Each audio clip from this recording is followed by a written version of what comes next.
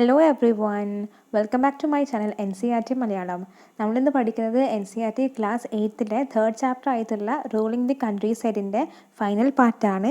അപ്പോൾ ഇതിൽ ബ്ലൂ റെബലിയനും പിന്നെ ലാസ്റ്റ് എക്സസൈസിലുള്ള കുറച്ച് ക്വസ്റ്റ്യൻസാണ് നമ്മൾ ഡിസ്കസ് ചെയ്യുന്നത്. ഓക്കെ, അപ്പോൾ March 1859, thousands of riots in Bengal refused to grow indigo. As the rebellion spread, the riots refused to pay rents to the planters and attacked indigo factories armed with swords and spears, bows and arrows. അപ്പോൾ 1859 ഒരുപാട് riots, അതായത് farmers ബംഗാളിൽ എന്ത് ചെയ്തു, അവർ IndiGo plant ചെയ്യേണ്ടെന്ന് തീരുമാനിച്ചു. അവർ refuse ചെയ്തു IndiGo plant ചെയ്യാൻ വേണ്ടി, അല്ലെങ്കിൽ ഗ്രോ ചെയ്യാൻ വേണ്ടിയിട്ട്. അങ്ങനെ എന്ത് ചെയ്തു, ഒരു റെബലിയൻ ഉണ്ടായി. ആ റെബലിയനകത്ത് റയോട്ട്സ് എന്ത് ചെയ്തു, അവർക്കുള്ള റെൻറ്റുകൾ, പ്ലാന്റേഴ്സിനുള്ള റെൻറ്റൊക്കെ പേ ചെയ്യുന്നത് റിഫ്യൂസ് ചെയ്തു.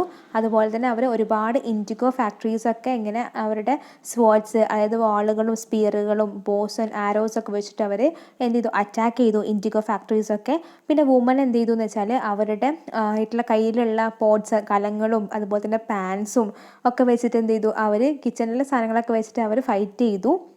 And those who worked for planters were socially boycotted, and the Gomastas agents or the planters who came to collect rent were beaten up.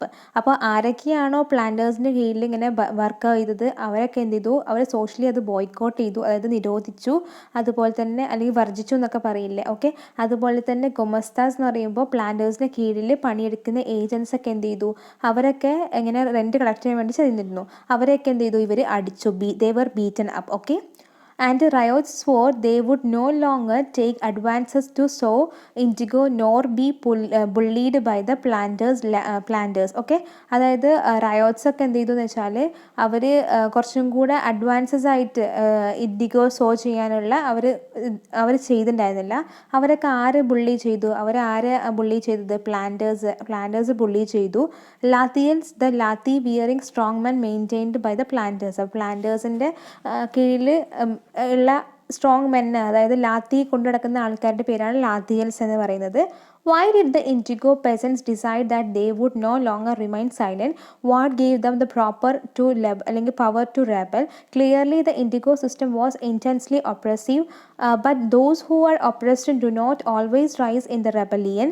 They do so only at times. Okay, എന്തൊക്കെയായിരുന്നു ഈ IndiGo പെസൻസിനെ ഇങ്ങനെയൊക്കെ act ചെയ്യാനുള്ള കാരണം? അവരെന്തുകൊണ്ട് silent ആയി നിന്നില്ല?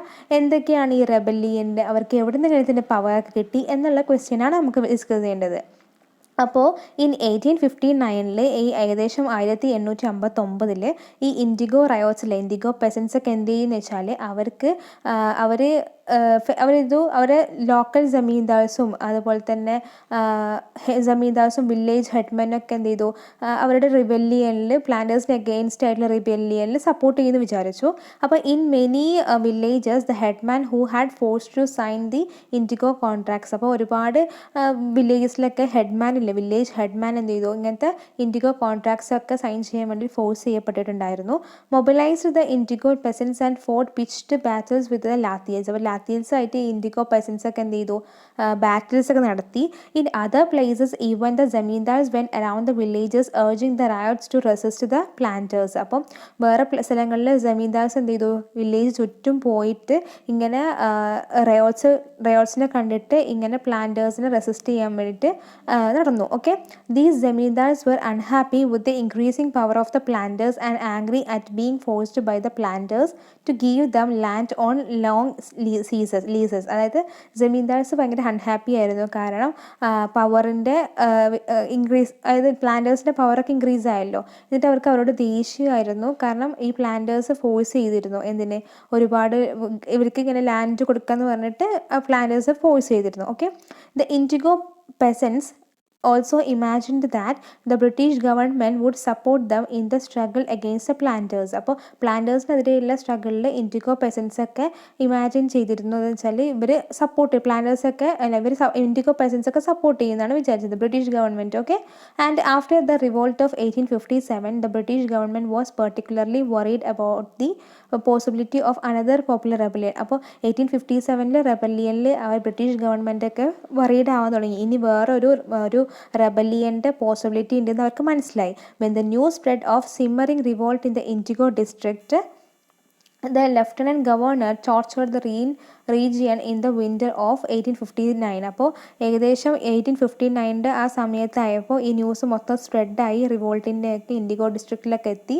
അങ്ങനെ ryots saw the tour as a sign of government sympathy for their plight when in Barasat, the majestic Ashley Eden issued a notice stating that the riots would not be compelled to accept indigo contracts. അങ്ങനെ ഈ Ashley നമ്മൾ പറഞ്ഞ Ashley ഈഡൻ്റെ മജിസ്ട്രേറ്റിൽ എന്താ state ചെയ്തത്, ബരാസറ്റിൽ എന്താ state ചെയ്തത്, ഈ IndiGo cultivators അല്ലെങ്കിൽ ഈ റയോട്ട്സൊക്കെ ഇങ്ങനെ കമ്പൽ ചെയ്തിട്ട് അക്സെപ്റ്റ് ചെയ്യേണ്ടെന്ന്, അതായത് ഇൻഡിഗോ കോൺട്രാക്റ്റ് അക്സെപ്റ്റ് ചെയ്യൂല എന്നുള്ളത് ആഷ്ലി ഈഡൻ പ്രഖ്യാപിച്ചു. Okay, and the contracts, word went around the Queen Victoria had declared that indigo need not be sown. അപ്പോൾ കിങ് വിക്ടോറിയയുടെ അടുത്തേക്കൊക്കെ എത്തി ന്യൂസ്. അപ്പോൾ കിങ് വിക്ടോറിയ പറഞ്ഞു ഇനി എന്താ ഇൻഡിഗോ സോ ചെയ്യേണ്ട ആവശ്യമില്ല. Eden was trying to placate the presence and control an explosive situation, but his action was read as a support for the rebellion. പക്ഷേ ഈഡൻ എന്ന് പറയുമ്പോൾ സത്യം പറഞ്ഞാൽ ഇങ്ങനെ എക്സ്പ്ലോഷനൊക്കെ കൺട്രോൾ ചെയ്യാനായിരുന്നു ഈഡൻ്റെ വിചാരം. പക്ഷേ അതെന്തായി, അത് റെബലിയനെ സപ്പോർട്ട് ചെയ്ത പോലെ ആയി. As the rebellion spread, the intellectuals from the Calcutta rushed to the indigo district. The wrote of the misery of ryots, the tyranny of the planters and the horrors of the indigo system. അങ്ങനെ rebellion മൊത്തം സ്പ്രെഡായി. ഇങ്ങനെ intellectuals ഒക്കെ എന്ത് ചെയ്തു, കൽക്കട്ടയിൽ നിന്നുള്ള intellectuals ഒക്കെ ഈ ഇൻഡിഗോ ഡിസ്ട്രിക്റ്റിലേക്ക് ഓടി. എന്നിട്ട് അവരെന്ത് ചെയ്തു, ഇങ്ങനെ റയോട്ട്സിൻ്റെ ഇങ്ങനത്തെ സങ്കട കാര്യങ്ങളും അതുപോലെ പ്ലാന്റേഴ്സ് അനുഭവിക്കുന്ന കഷ്ടതകളും പിന്നെ ഇൻഡിഗോ സിസ്റ്റം അവർക്ക് ഉണ്ടാക്കിയ ആ ഒരു ഭയപ്പെടുത്തുന്ന കുറച്ച് കാര്യങ്ങളെക്കുറിച്ചൊക്കെ ആരെഴുതി, intellectuals from Calcutta. And worried by the rebellion, the government brought in the military to protect the planters from assault and set up the Indigo Commission to enquire into the system of indigo production. അപ്പോൾ ഈ റെബല്ലിയൻ കാരണം worried ആയിട്ടുള്ള government എന്തെന്ന് വെച്ചാൽ മിലിറ്ററിനെ കൊണ്ടുവന്നിട്ട് പ്ലാന്റേഴ്സിന് protection കൊടുത്തു. കാരണം പ്ലാന്റേഴ്സിനെ ഇവർ അറ്റാക്ക് ചെയ്തല്ലോ, റയോട്ട്സ് ഒക്കെ അറ്റാക്ക് ചെയ്യുന്നുണ്ടല്ലോ. അപ്പോൾ എന്താ, പിന്നെ പുതിയതായിട്ടൊരു ഇൻഡിഗോ കമ്മീഷൻ ഇംപ്ലിമെൻറ്റ് ചെയ്തു. കാരണം ഇൻഡിഗോ പ്രൊഡക്ഷനൊക്കെ ഒന്ന് നോക്കി നടത്താൻ വേണ്ടിയിട്ട്. The commission held the planters guilty and criticized them for the coercive methods they used with the indigo cultivators. അപ്പോൾ കമ്മീഷന് ലാസ്റ്റ് എന്ത് ചെയ്തു, കമ്മീഷൻ തെളിഞ്ഞു. അതായത് എന്തൊക്കെയാണ് ഇവർ ഗിൽറ്റിയാണ് ചെയ്തത്, അതായത് ഇവർ തെറ്റാണ് ചെയ്തത്, പ്ലാന്റേഴ്സ് എല്ലാം തെറ്റാണ് ചെയ്തത്. എന്നിട്ട് അവർ ക്രിട്ടിസൈസ് ചെയ്തു.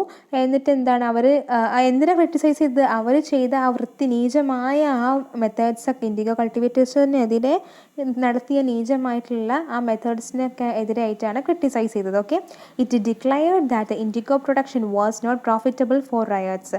അപ്പോൾ അത് ഡിക്ലെയർ ചെയ്ത് വെച്ചാൽ ഇൻഡിഗോ പ്രൊഡക്ഷന് റയോട്ട്സിന്, അതായത് പെസൻസിനൊന്നും അത്ര പ്രോഫിറ്റബിൾ അല്ല എന്നും.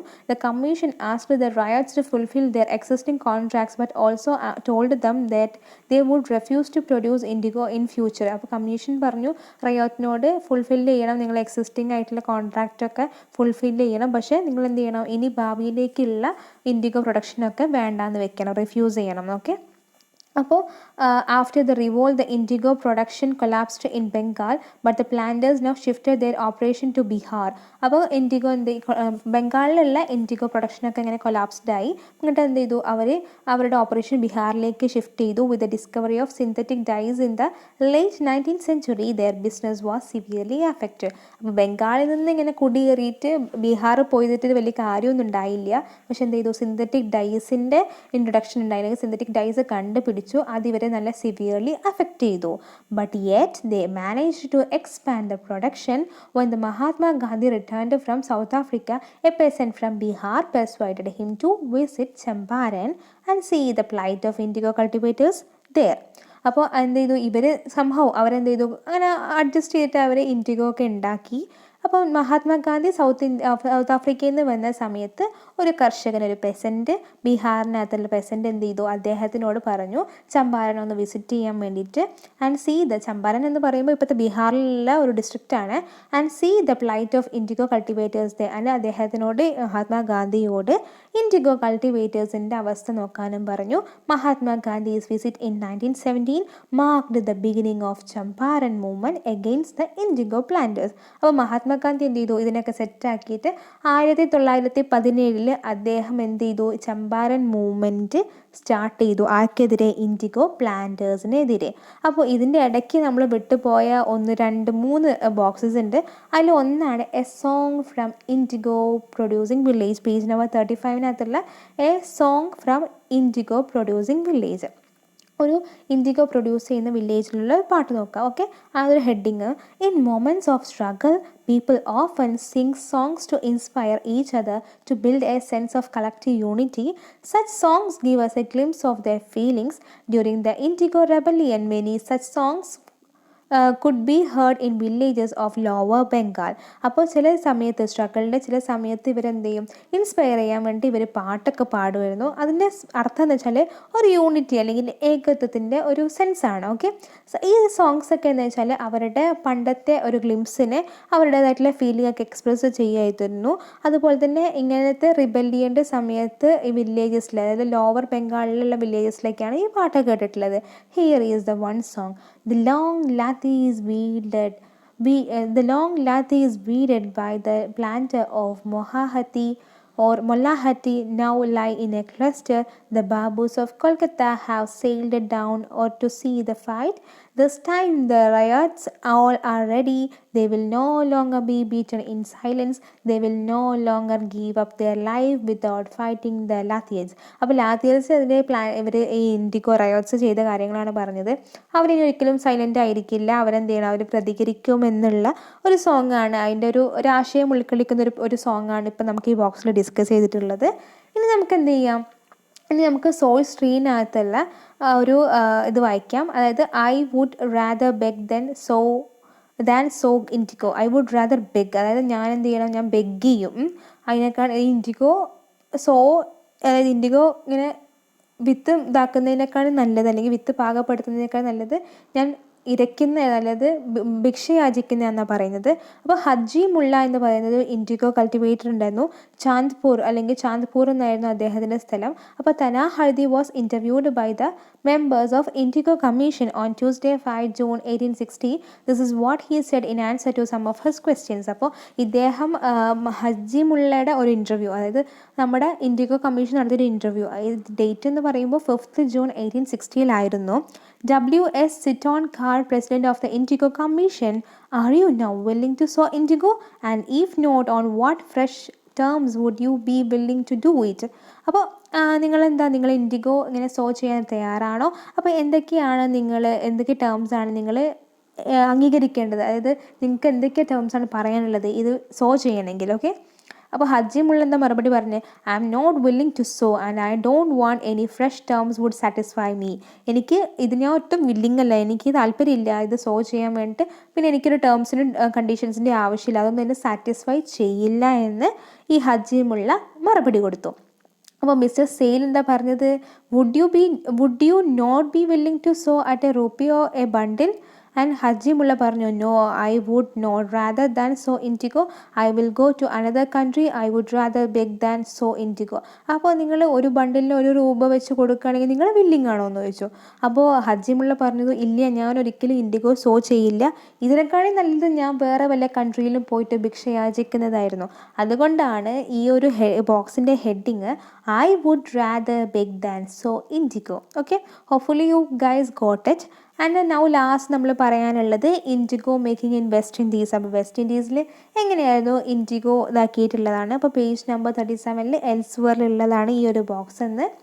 ഓക്കെ, അപ്പോൾ ഇതിനകത്ത് in the early 18th century a French missionary Jean Baptiste Labat traveled to the Caribbean islands and wrote extensively about the region, published in one of his books. This image shows all the stages of indigo production in the French slave plantations of the region. അപ്പോൾ ഇതാണ് അദ്ദേഹത്തിൻ്റെ, അതായത് ഈ പറഞ്ഞ ഈ Baptist ലബാത്തിൻ്റെ, അദ്ദേഹം Caribbean islands ആണല്ലോ നമ്മൾ പറഞ്ഞു, ഒരു ഇൻഡിഗോൻ്റെ കുറച്ച് സ്റ്റഡികളൊക്കെ കണ്ടിട്ടുണ്ടായിരുന്നു കരീബിയൻ ഐലൻഡ്സിൽ. അവിടെ എന്ന് പറയുമ്പോൾ അദ്ദേഹം ആ ഒരു എക്സ്റ്റൻസീവ് ഈ റീജിയനെ കുറിച്ച് ഇങ്ങനെ എഴുതിയിട്ടുണ്ടായിരുന്നു, അങ്ങനെ ആ ബുക്ക് പബ്ലിഷ് ചെയ്തിട്ടുണ്ടായിരുന്നു. ഇത് ഇതിനകത്ത് എന്തുണ്ട്, എല്ലാ സ്റ്റേജസ് ഓഫ് ഇൻഡിഗോ പ്രൊഡക്ഷനും ഇങ്ങനെ എഴുതിയിട്ടുണ്ട്. ആര് French slave plantations in the region. You can see the slave workers putting the indigo plant into the settler vat on the left അല്ലേ. ഇങ്ങനെ വാട്ടിനകത്ത് ഇടുന്ന നിങ്ങൾ കാണാൻ പറ്റുന്നുണ്ടാകും, നിങ്ങൾക്ക് ഓരോ നമുക്ക് കാണാൻ പറ്റുന്നുണ്ട്, ഒരുപാട് വാട്ടിനകത്തിടുന്ന കുറേ ഓരോ അവിടുത്തെ വർക്കേഴ്സിനെ കാണാൻ പറ്റുന്നുണ്ട്. And another worker is churning the liquid with a mechanical churner in a water. വേറൊരാൾ എന്ത് ചെയ്യുന്നുണ്ട്, ചേൺ ചെയ്യുന്നത്, അതായത് ഇങ്ങനെ കടയൂല്ലേ, തൈര് കടയുന്ന പോലെ കടയുന്നുണ്ട്. And 2 workers are carrying the indigo pulp hung on the bags to be dried. അപ്പോൾ 2 പേരെന്ത് ചെയ്യുന്നുണ്ട്, അതിങ്ങനെ എടുത്തുകൊണ്ട് പോകുന്നുണ്ട് അല്ലേ. 2 പേരിങ്ങനെ ഇതായത് കാണാം. അപ്പോൾ നിങ്ങൾക്ക് കാണാൻ പറ്റും, ഈ ഒരു ഫോട്ടോയിൽ നിങ്ങൾക്ക് കാണാൻ പറ്റും 2 പേര് ഇങ്ങനെ എടുത്തുകൊണ്ട് പോകുന്നത്, 2 പേരെ കാണുന്നില്ല അല്ലേ. ഓക്കെ, നിങ്ങൾ അത് കാണുന്നുണ്ട്. And in the foreground 2 others are mixing in the pulp to put into moulds. The planters it the centre of the picture standing on the high ground supervising the slave workers. അപ്പോൾ നിങ്ങൾക്ക് കാണാൻ പറ്റും ഇവിടെ ഒരു പ്ലാന്ററിനെ കണ്ടോ. ഈ planter എന്ത് ചെയ്യുക, ഇവർ ഈ ചെയ്യുന്ന കാര്യങ്ങളൊക്കെ ഇങ്ങനെ നോക്കി നിൽക്കുകയാണ്. ഈ പ്ലാന്റർ സൂപ്പർവൈസ് ചെയ്യാമെന്ന് പറയും. അപ്പോൾ നമ്മൾ പറഞ്ഞു ആദ്യം വാട്ടിലേക്ക് ഇടുന്നത് കാണുന്നുണ്ട്, പിന്നെ വേറെ ആൾ എന്ത് ചെയ്യുന്നത്, ചേൺ ചെയ്യുന്നുണ്ട്, പിന്നെ ഒരാൾ മോൾഡൊക്കെ പ്രിപ്പയർ ചെയ്യും, 2 പേര് മോൾഡ് പ്രിപ്പയർ ചെയ്യുന്നുണ്ട്, 2 പേര് എന്ത് ചെയ്യുന്നുണ്ട്, അതും കൊണ്ടിങ്ങനെ പോകുന്നുണ്ട് അല്ലേ. 2 പേര് ഇങ്ങനെ ഇൻഡിഗോ പ്ലാന്റ് ഒക്കെ ബഞ്ചാക്കിയിട്ട് പോകുന്നുണ്ട്. ഈ ഒരു പ്ലാന്ററെ അവിടെ എന്ത് ചെയ്യുന്നുണ്ട്, ഇവരെ സൂപ്പർവൈസ് ചെയ്യുന്നുണ്ട്. ഓക്കെ, അപ്പോൾ that's all about the chapter. I hope everyone enjoyed my class. നിങ്ങൾക്ക് എന്തെങ്കിലും ഡൗട്ട്സ് ഉണ്ടെങ്കിൽ നിങ്ങൾ എന്ത് ചെയ്യണം, കമൻറ്റ് ചെയ്യണം. എന്നാൽ മാത്രമേ എനിക്ക് മനസ്സിലാവുള്ളൂ എവിടെയാണ് ക്ലിയർ ഓഫ് ചെയ്യാനുള്ളതെന്ന്. ഇതുപോലത്തെ വേറെ കുറേ ചാപ്റ്റേഴ്സ് ഡിസ്കസ് ചെയ്യണമെന്നുണ്ടെങ്കിൽ നിങ്ങൾ തീർച്ചയായിട്ടും കമൻറ്റ് ചെയ്യണം. ഓക്കെ, ഇനി നമുക്ക് എന്ത് ചെയ്യാം, കുറച്ച് ക്വസ്റ്റ്യൻസ് ഡിസ്കസ് ചെയ്യാം. ഐ നോ വീഡിയോ കുറച്ച് ലെങ്തി ആയിട്ടുണ്ട്, പക്ഷേ നമുക്കിത് ഇപ്പോൾ തീർത്തേ പറ്റുള്ളൂ. അപ്പോൾ let's recall. Match the ഫോളോയിങ്ങിൽ riot ഉണ്ട്, മഹൽ ഉണ്ട്, നിജ് ഉണ്ട്, റയോത്തി ഉണ്ട്. And the second side it is village, peasant, cultivation on riots lands and cultivation on planters on land. അപ്പോൾ എന്ന് വെച്ചാൽ റയോട്ട് എന്ന് വെച്ചാൽ എന്താണ്, പെസൻ്റ് ആണ്, നമ്മൾ പറഞ്ഞിട്ടുണ്ടായിരുന്നു. മഹൽ എന്ന് പറയുന്നത് വില്ലേജ് ആണ്. നിജ് എന്ന് പറയുന്നത് എന്താണ്, പ്ലാന്റേഴ്സ് ഓൺ ലാൻഡിൽ കൾട്ടിവേറ്റ് ചെയ്യുന്നതാണ് നിജ്. റയോത്തി എന്ന് പറയുന്നത് റയോട്ട്സിൻ്റെ ലാൻഡിൽ കൾട്ടിവേറ്റ് ചെയ്യുന്നത്. അപ്പോൾ this is simple and match the following ആണ്. ഇനി ഫിൽ ഇൻ ദ ബ്ലാങ്ക്സ് നമ്മൾ ഡിസ്കസ് ചെയ്യുന്നത്. Growers of wood in Europe saw dash as a crop which would provide competition to their earnings. അപ്പോൾ യൂറോപ്പിലുള്ള ആൾക്കാർക്ക് ഇൻഡിഗോൻ്റെ ഇത് ഡിമാൻഡ് കൂടിയപ്പോൾ അവരെന്ത് ഗ്രോ ചെയ്യാൻ തുടങ്ങി, വോഡ് എന്ന ക്രോപ്പ് ഗ്രോ ചെയ്യാൻ തുടങ്ങി. And the growers of woad in Europe saw indigo as a crop which compete to their earnings അല്ലേ. ആൻഡ് ഇത് demand for indigo increase in late 18th century Britain because of, എന്തുകൊണ്ടാണ് demand കൂടിയത്, cotton industries കൊണ്ടുകൊണ്ട് അല്ലേ, textile industry ആയിട്ടുള്ള cotton കൊണ്ടുവന്നുകൊണ്ടാണ്. And the international demand for indigo was affected by the discovery of what yes, നമ്മൾ last discuss ചെയ്തിട്ടുള്ള synthetic dyes കാരണമാണ് ഇൻഡിഗോൻ്റെ ഡിമാൻഡ് കുറഞ്ഞത്. The Champaran movement was against the indigo planters and it took place in 1917 അല്ലേ. അതാരായിരുന്നു അദ്ദേഹം lead ചെയ്തിരുന്നത്, yes, Mahatma Gandhi ആയിരുന്നു lead ചെയ്തിട്ടുണ്ടായിരുന്നത്. ഇനി let's discuss and first one is that is third question. Describe the main features of permanent settlement. Permanent settlement features എന്തൊക്കെയായിരുന്നു. അപ്പോൾ നമുക്കറിയാം permanent settlement എന്ന് പറയുന്നത്, ആ സെറ്റിൽമെൻറ്റ് ആരായിരുന്നു മെയിനായിട്ട്, അതായത് പെർമനൻ്റ് ആയിരുന്നു. ആ ഒരു റവന്യൂ എന്ന് പറയുന്നത് പെർമനൻ്റ് ആയിരുന്നു. അതായത് അവിടുത്തെ ബ്രിട്ടീഷേഴ്സ് എന്ത് പറഞ്ഞു, ഇവർക്ക് നേരിട്ട് ജമീന്ദാഴ്സും തലൂക്ദാഴ്സൊക്കെ ആയിരുന്നു അതിനെ ഹെഡായിട്ട് ലീഡ് ചെയ്തിട്ടുണ്ടായിരുന്നത്. അപ്പോൾ അവരെന്ത് ചെയ്യുന്നു, ടാക്സ് പേ ചെയ്യണം. ഈ ടാക്സ് പേ ചെയ്യേണ്ടത് എങ്ങനെയായിരുന്നു, അത് പെർമനൻ്റ് ആയിരുന്നു. അതൊരിക്കലും വർഷം കൂടുകയോ കുറയോ ഒന്നും ഉണ്ടായിരുന്നില്ല. അങ്ങനത്തെ കുറച്ച് ഫീച്ചേഴ്സാണ് പെർമനൻറ്റ് സെറ്റിൽമെൻറ്റ്. ഞാൻ ജസ്റ്റ് ബ്രീഫായിട്ട് പറയുന്നേ ഉള്ളൂ. ഇനി question number 4, how was the Mahalwari system different from that of permanent system. മഹൽവാരിയിൽ എന്തായിരുന്നു, പെർമനൻ്റ് അല്ലായിരുന്നു സെറ്റിൽമെൻറ്റ്, പക്ഷേ പെർമനൻറ്റ് സെറ്റിൽമെൻറ്റ് പെർമനൻ്റ് ആയിരുന്നു revenue. It will not change periodically, but in Mahalwari settlement it will change periodically. And in permanent സെറ്റിൽമെൻറ്റിൽ മെയിനായിട്ടുള്ള ആൾക്കാരെന്ന് പറയുന്നത് ആരായിരുന്നു, നമ്മുടെ ജമീന്ദാഴ്സും തലൂക്ദാഴ്സും. ബട്ട് ഇൻ മഹൽവാരി സിറ്റിസൺ ഇതിൽ വില്ലേജ് ഹെഡ്മൻ ആയിരുന്നു. അതാണ്. ഇനി അടുത്ത 5th question, give 2 problems which arise with the new Munro system of fixing revenue. അപ്പോൾ മൺട്രോ സിസ്റ്റത്തിൻ്റെ ഫിക്സിംഗ് റവന്യൂവിലുള്ള 2 പ്രോബ്ലംസ് ആണ് ഡിസ്കസ് ചെയ്യാൻ പറഞ്ഞത്. അപ്പോൾ മൺട്രോ സിസ്റ്റത്തിൽ എന്തായിരുന്നു, ടാക്സ് പേ ചെയ്യേണ്ടത് റെഫ്യൂസ് ആയിട്ടുണ്ടായിരുന്നില്ല. അങ്ങനത്തെ കുറച്ച് കാര്യങ്ങളൊക്കെ ഇപ്പോൾ കറക്റ്റായിട്ട് നിങ്ങൾ ടെക്സ്റ്റ് ബുക്ക് നോക്കി പഠിക്കുക 2 പ്രോബ്ലംസ് എന്തായിരുന്നു എന്ന്. ഇനി question number 6, why were ryots reluctant to grow indigo. എന്തുകൊണ്ടാണ് റയോട്ട്സ് റിലക്ട് ചെയ്ത് ഇൻഡിഗോ? കാരണം ഇതിന് കാര്യമായിട്ട് വേജും പേയ്മെൻറ്റ്സും കുറവായിരുന്നു. ഇല്ല പേയ്മെൻറ്റ്സ് ഒക്കെ ആർക്ക് കിട്ടിയിരുന്നത്? പ്ലാന്റേഴ്സിനായിരുന്നു. അങ്ങനത്തെ കുറച്ച് കാര്യങ്ങൾ നമ്മൾ ഡിസ്കസ് ചെയ്തിട്ടുണ്ടായിരുന്നു. ഇനി 7th ക്വസ്റ്റ്യനിൽ what were the circumstances which led to the eventual collapse of indigo production in Bengal? എന്തുകൊണ്ടാണ് എന്ത് കാരണങ്ങൾ കൊണ്ടൊക്കെയാണ് നമ്മൾ ഈ ഒരു ഇൻഡിഗോ പ്രൊഡക്ഷനൊക്കെ കുറഞ്ഞത് ബംഗാളിൽ? നമ്മൾ പറഞ്ഞു അതായത് വില്ലേജേഴ്സിന് ഈ പ്ലാന്റേഴ്സ് എന്ത് ചെയ്തു, ഇവരിൽ നിന്ന് കുറേ ടാക്സ് ഒക്കെ കൂടുതൽ പേ ചെയ്യാൻ പറഞ്ഞു. ഇതൊക്കെ എന്ത് ചെയ്യാൻ പറ്റില്ല, വില്ലേജിൽ അത് റയോട്ട്സിനൊന്നും അഫോർഡ് ചെയ്യാൻ പറ്റില്ല, അതായത് കർഷകർക്ക് അഫോർഡ് ചെയ്യാൻ പറ്റിയിട്ടുണ്ടായിരുന്നില്ല. അപ്പോൾ അങ്ങനത്തെ കുറച്ച് കാര്യങ്ങളൊക്കെയാണ് ഇവർക്ക് മെയിനായിട്ട് ഉണ്ടായത്. അതുകൊണ്ട് തന്നെയാണ് ഇൻഡിഗോ പ്രൊഡക്ഷൻ ബംഗാളിൽ കുറഞ്ഞത് അല്ലെങ്കിൽ കൊളാപ്സ് ആയത്. ഓക്കെ, അപ്പോൾ that's all about that's question. അപ്പോൾ ലെറ്റ്സ് ഡിസ്കസ്. നിങ്ങൾ എന്ത് ചെയ്യുക, നെറ്റിൽ ഏതെങ്കിലും സൈറ്റിലൊക്കെ നോക്കിയിട്ട് പഠിക്കുക. ഞാനുള്ള പഠിക്കാനുള്ള ജസ്റ്റ് ഒരു ബ്രീഫായിട്ടുള്ള കാര്യങ്ങൾ മാത്രമേ ഡിസ്കസ് ചെയ്തുള്ളൂ.